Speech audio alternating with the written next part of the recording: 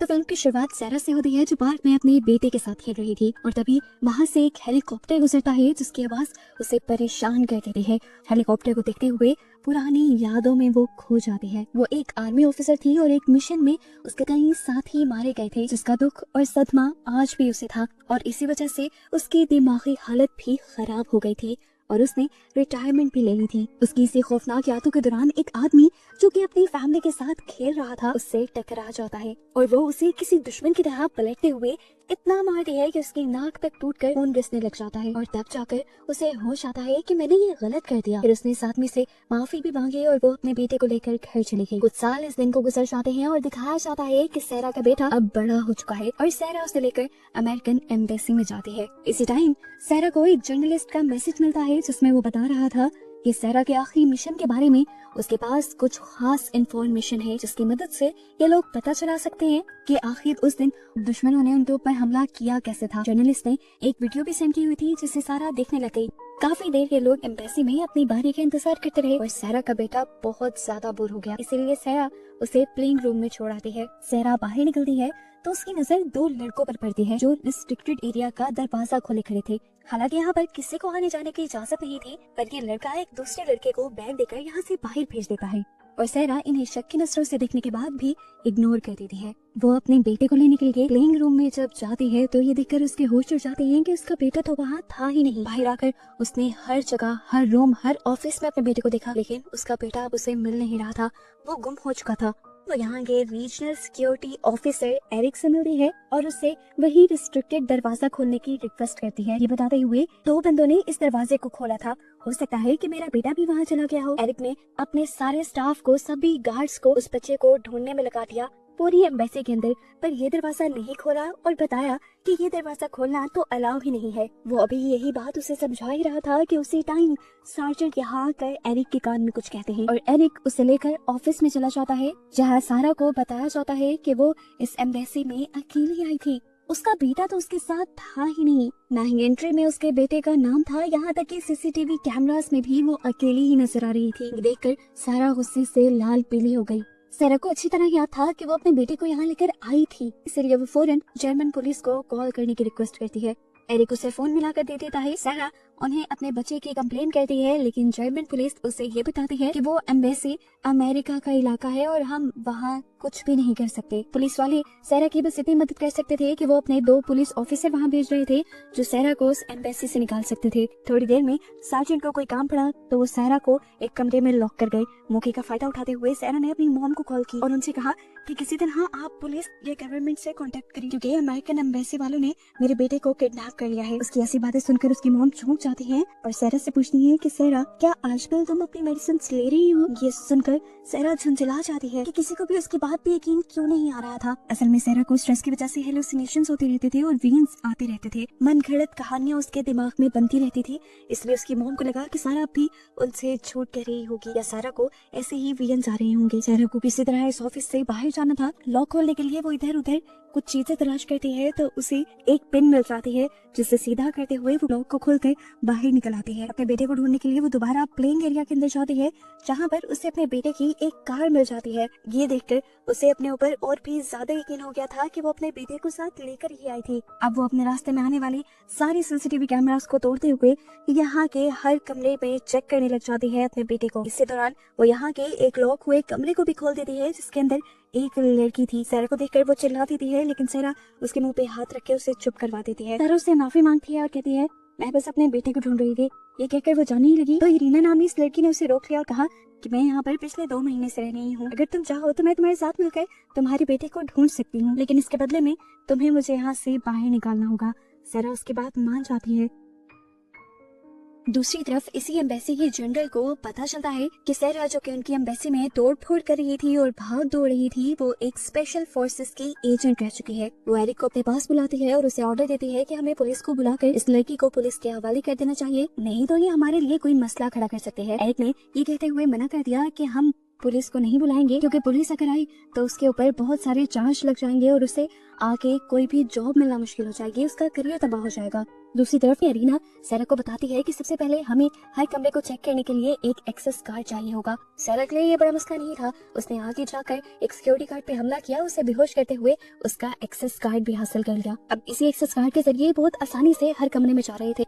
एक ट्रक में बैठकर एरिना को यहाँ से भागना था, लेकिन यहाँ पर पता चला कि वो ट्रक तो जा चुका है। वो काफी उदास हुई। खैर सारा यहाँ की छानबीन करने लगी और उसे वो बैग भी मिल गया यहाँ से जो उसने उन दोनों लड़कों के पास देखा था। और हैरान कर देने वाली बात ये थी कि इस बैग के अंदर ड्रग्स थी। और इतने में ही यहाँ पर बहुत सारे गार्ड्स आ जाते हैं इरीना को किडनैप करने के लिए। सारा को ये मामला काफी अजीब लग रहा था कि एम्बेसी में एक लड़की को ही क्यों कैद करके रखा जाएगा। फिर वो इन गार्ड्स को मारती है और बेहोश कर देती है।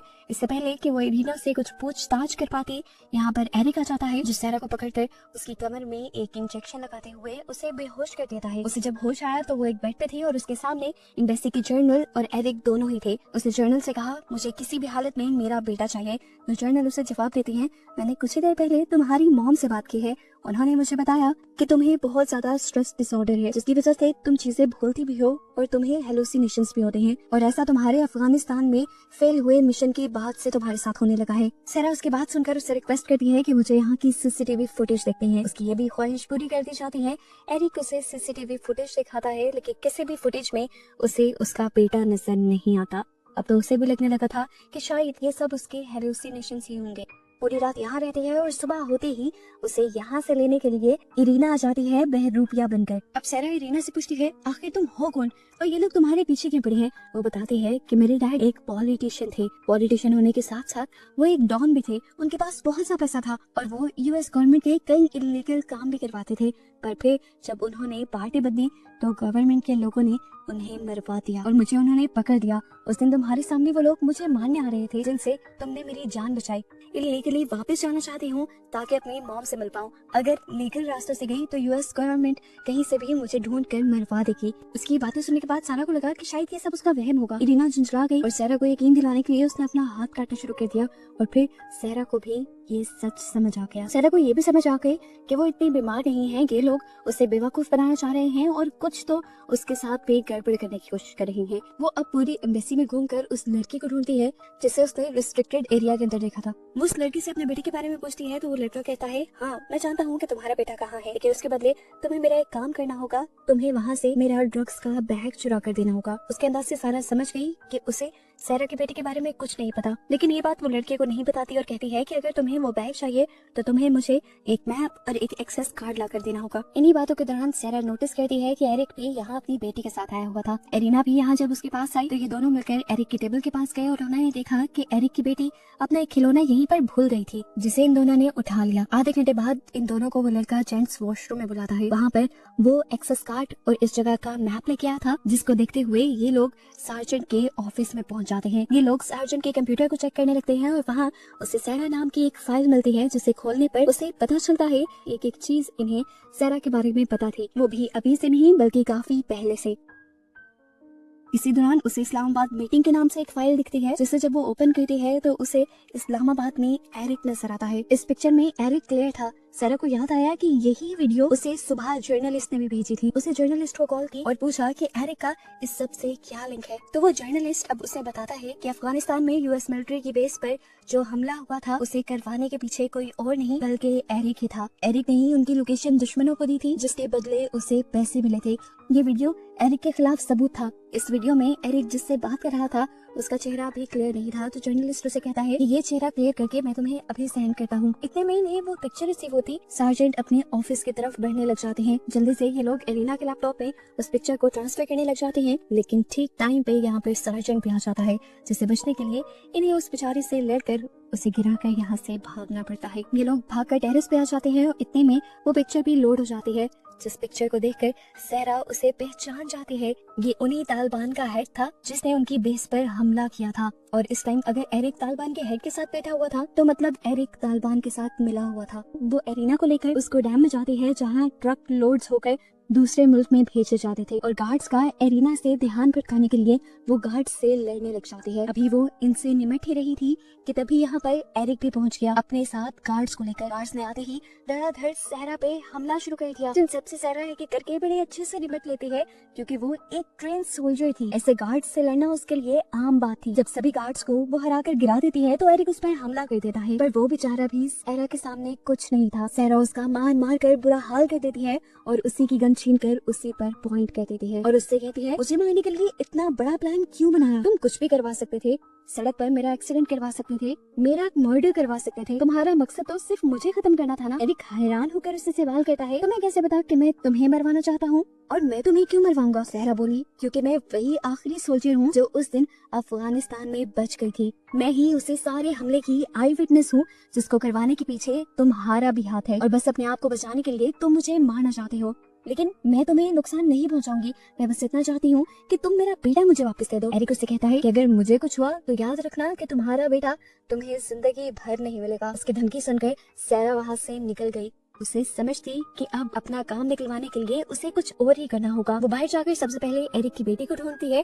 और उसका टॉय फोन उसे दिखाते हुए उसे बातों में लगाकर यहाँ के एक सेफ हाउस में ले जाती है और उसे अपने साथ वहाँ पर बंद कर देती है। उसने एरिक की बेटी को किडनैप कर लिया था। इस चीज की खबर जनरल और एरिक के बाकी कलीग्स को भी होगी।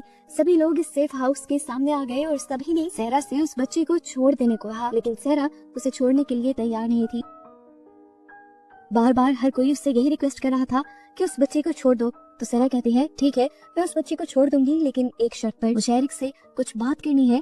इस बच्चे के बदले एरिक पहले अंदर आएगा। एरिक चुपचाप उसकी बात मानते हुए अंदर आ जाता है और सबसे पहले आकर यहाँ का वॉइस सिस्टम बंद करता है, क्योंकि वो जानता था कि यहाँ की आवाजें सारी बाहर जा रही हैं और एरिक के जो घिनौने काम सहरा को पता है उसका वो किसी और को पता लगने नहीं दे सकता। सहरा ने उसे सबसे पहले यही बात कही कि मैं जानती हूँ तुम मुझे मारना चाहते हो, मैं खुद को खुद ही खत्म कर लूंगी, लेकिन मेरी एक शर्त है कि तुम मेरे बेटे को मेरे मरने के बाद मेरी मॉम के हवाले कर देना। इस बात का तो एरिक कोई जवाब नहीं देता, लेकिन वो सहरा से कहता है कि तुम जो जानना चाहती हो मैं तुम्हें बताता हूँ। हाँ, मैं उस दिन मिला था, अफगानिस्तान के तालिबान से मैं मिला हुआ था और मैंने ही यूएस बेस की लोकेशन भी दुश्मनों को बताई थी, क्योंकि मुझे इस काम के बदले पैसे मिल रहे थे। वो काम कब का कब हो गया, सभी लोग मारे गए, एक तुम बच गई थी। मैं जानता था तुम्हारे बारे में, लेकिन मैं कभी भी तुम्हें मारना नहीं चाहता था। मसला तो उस जर्नलिस्ट की वजह से बना जिसको इस सारी बात की खबर हो गई। वो मुझे धमकाने लगा। मैं जानता था कि वो जरूर तुम्हें भी ये बात बताएगा। इससे पहले ही मैं उस जर्नलिस्ट को मरवाना चाहता था, लेकिन तुम्हें उसके मरने से पहले ही ये सारी बातें पता चल गई और फिर इस तरह तुम्हें भी मारना मेरी मजबूरी बन गया। हाँ, तुम सच थी, तुम्हारा बेटा तुम्हारे साथ यहाँ आया था, लेकिन मुझे तुम्हें मारने के लिए ये पूरा खेल खेलना पड़ा। सीसीटीवी से मैंने ही तुम्हारे बेटे को गायब करवाया था। ये सारी बातें करने के बाद वो अपनी गन से पहले सहरा को शूट कर देता है और फिर खुद ही अपने टांग में गोली मारकर सहरा के हाथ में गन पकड़ा देता है और फौरन सेफ हाउस से इस तरह एक्टिंग करते हुए बाहर आता है जैसे सहरा ने पहले उसके ऊपर हमला किया और फिर अपने आप के बचाव में उसने सहरा को गोली मार दी। सहरा इस टाइम मरी नहीं थी, लेकिन वो बुरी तरह जख्मी जरूर थी। एरिक ये सब तो भूल ही गया था कि सहरा भी कोई आम इंसान नहीं थी, वो एक सोल्जर थी।